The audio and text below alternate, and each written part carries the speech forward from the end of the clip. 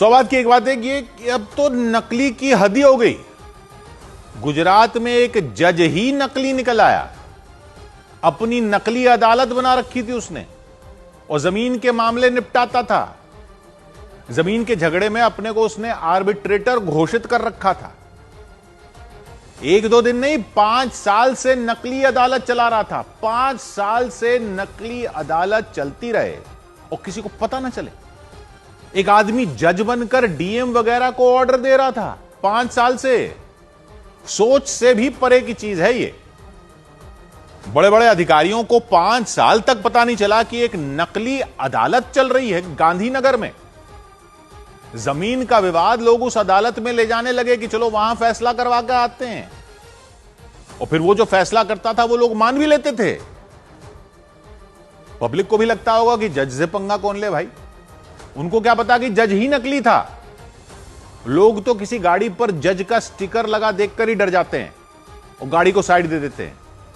तो वो तो मान रहे होंगे कि उसके किए हुए फैसले।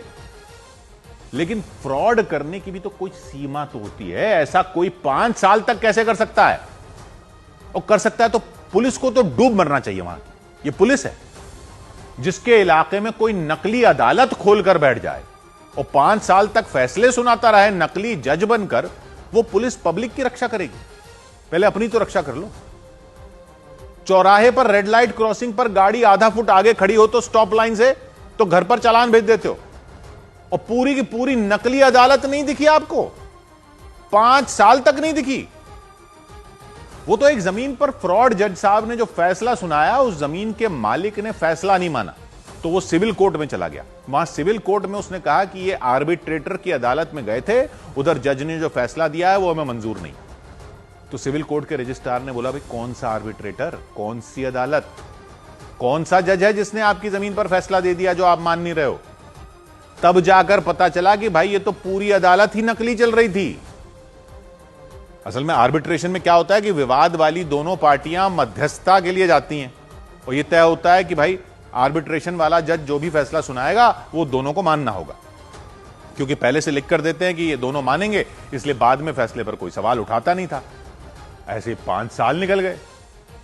नकली जज ने तमाम जमीनें इधर से उधर कर दी।